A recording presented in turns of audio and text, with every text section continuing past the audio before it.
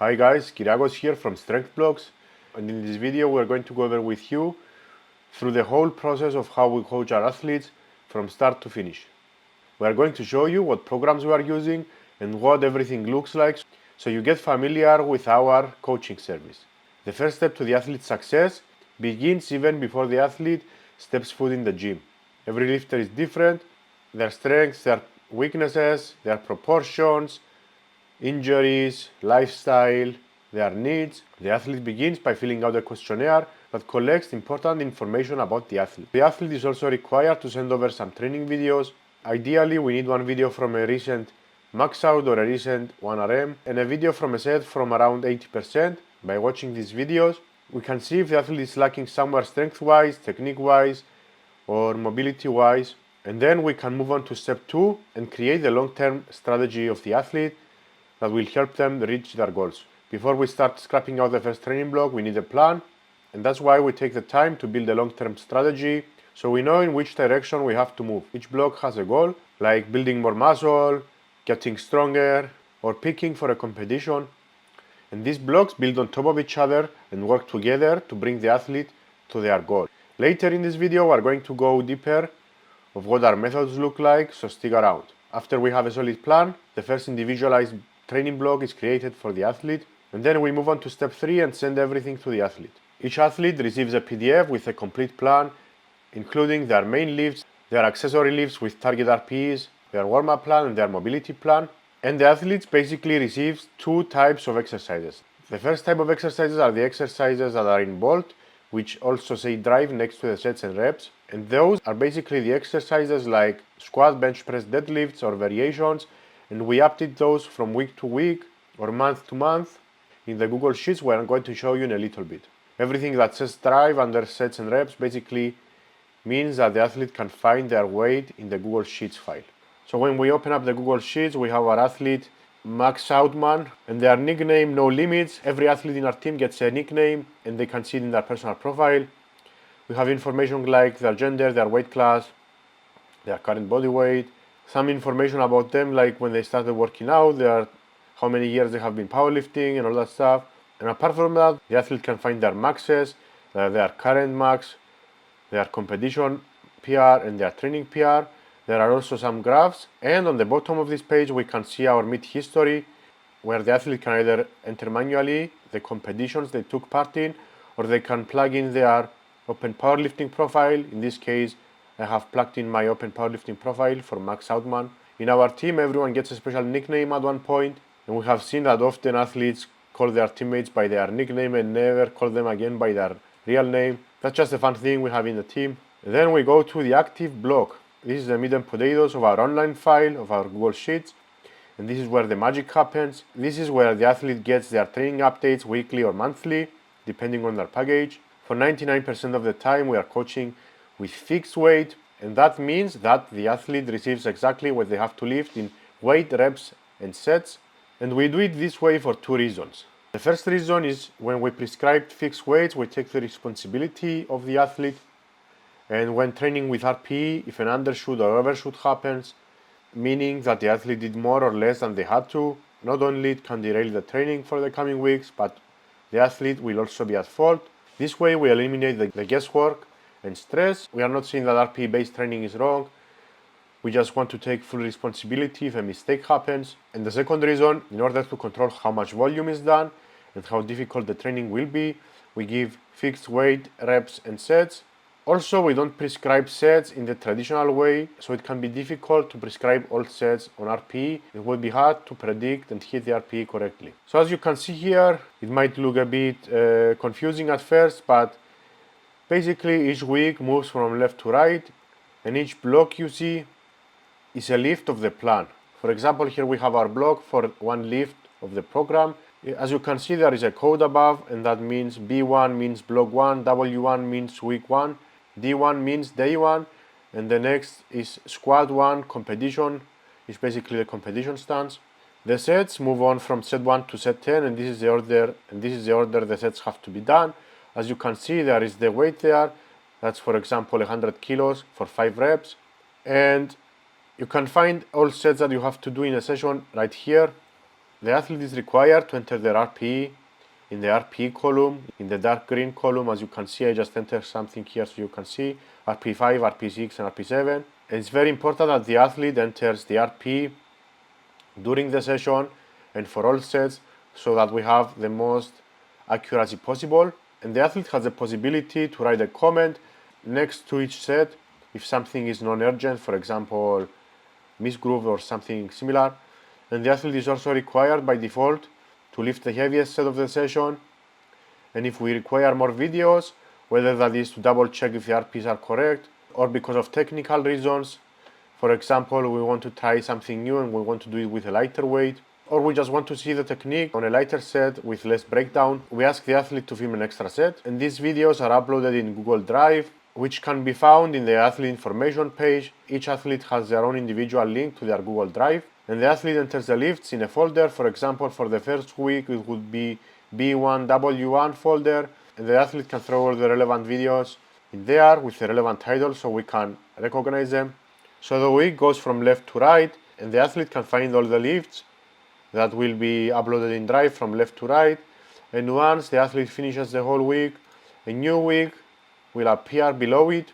And the coming weeks are dependent from the previous week's performance and RPE, as we do this step by step. And then when a new week is updated, a new row appears under the previous week. We also have some metrics to rate performance and progress of the athletes, and this is basically how it goes regarding the compound lifts. It's nothing too complicated. Once you get used to it, it's just a grid.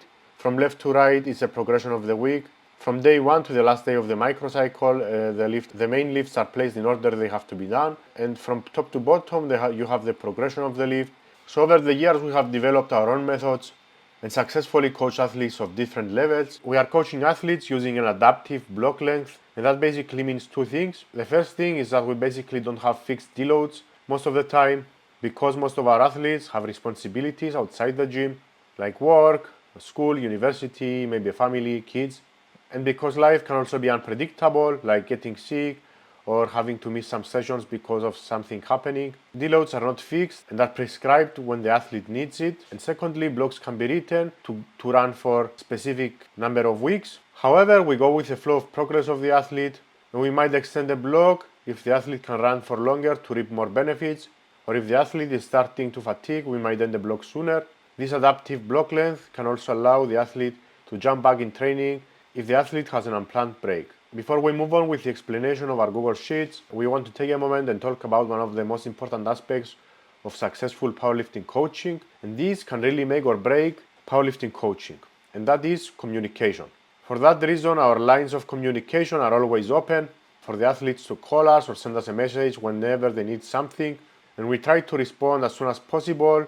Some reasons might be, for example, that the athlete might have had a hard day at work, or they are not feeling at their best, or they haven't slept well the night before and might need to pull back on the upcoming training or while they are at the gym, or if the athlete has gotten sick and lost training during a week and the microcycle might need some adjusting so that they don't miss the important stuff, or the athlete maybe has a very heavy session coming up and they might need mental support or motivation to hit the session, or the athlete is experiencing some aches or pains during training or after training or during a phase, and they might need guidance on how to proceed with training and deal with this correctly. Another example might be that the athlete is just excited about their training or a new PR they have hit and they just want to talk about it, or if the athlete has generally some concerns about their plan or some struggles, they can always reach out to us and ask for our opinion or talk with us.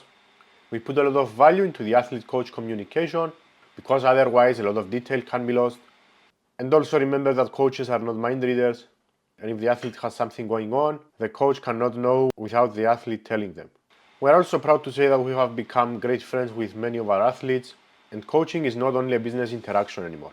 And at the end of the day, we are people, and having friends and relationships is what we want. So moving on with the Google Sheets file, we're moving on to the accessory work page. In this page, the athlete can log their weights for their accessory exercises. Their accessory exercises are basically the exercises in the PDF that we give sets and reps and RPE for the athlete to hit. This is a great way for us to know and for the athlete to know if they are doing progress and if they are giving enough effort instead of just going through the motions. The goal of powerlifting is to get stronger, and in order to get stronger, you have to maximize muscle growth, so don't slack on your accessory work. The athlete can enter the exercises they want to track on the left, and they can write their notes on the right in the weeks. As you can see, we have week 1, week 2, week 3, and moving on.